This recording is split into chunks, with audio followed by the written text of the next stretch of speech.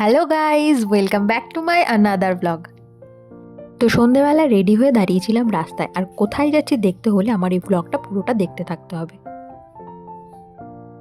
তো দাঁড়িয়ে থাকার পরে অবশেষে একটা গাড়ি আসলো আর উঠেও পড়লাম গাড়িতে। তো এবার দেখো আমরা কোথায় যাচ্ছি। আমরা এসেছিলাম একটা ক্যাফেতে।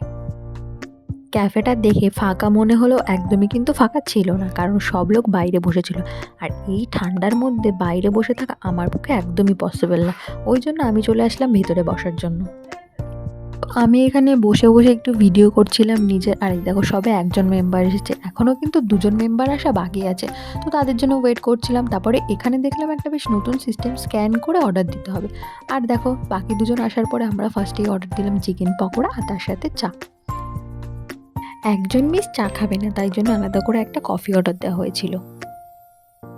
আর এই ঠান্ডার মধ্যে গরম গরম মোমো খেতে কিন্তু বেশ ভালো লাগে, তাই জন্য মোমোটা অর্ডার করে দিলাম।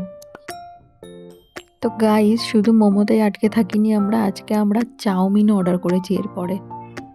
তো খাওয়া দাওয়ার শেষে আমি আবার ক্যাফেটার একটু ভিডিও করে নিচ্ছিলাম। ক্যাফেটা কিন্তু আমার বেশ ভালো লেগেছিল, নেক্সট টাইম আবার এখানে আসবো। তো এবার বাড়িতে যেতে হবে, তাই জন্য বাইরে গিয়ে বিলটা পেমেন্ট করছিলাম। আর এই দেখো, এটা হচ্ছে ক্যাফেটার বাইরের থেকে ভিডিও। সবাই কিন্তু বাইরেই বসে আছে, আর ক্যাফেটা কিন্তু বেশ সুন্দর। তো তোমরা যারা হাবড়া মসলন্দপুরের মধ্যে থাকো তারা কিন্তু এখানে আসতেই পারো। আর যদি লোকেশনটা লাগে আমাকে কমেন্ট করো, আমি মেসেজ করে জানিয়ে দেবো। তো এখানে সবাই দাঁড়িয়ে ছিল, যেহেতু বাড়িতে ফিরতে হবে। তো গাইস, প্রায় আধ ঘন্টা দাঁড়ানোর পরে আমরা অ্যাট লাস্ট একটা গাড়ি পেলাম। কিন্তু এই গাড়িটাও আমাদের শেষ অবধি দিয়ে আসলো না, আমাদের হাফ রাস্তায় নেমে আবার হেঁটে হেঁটে যেতে হয়েছিল, কারণ অনেকটাই রাত হয়ে গিয়েছিল।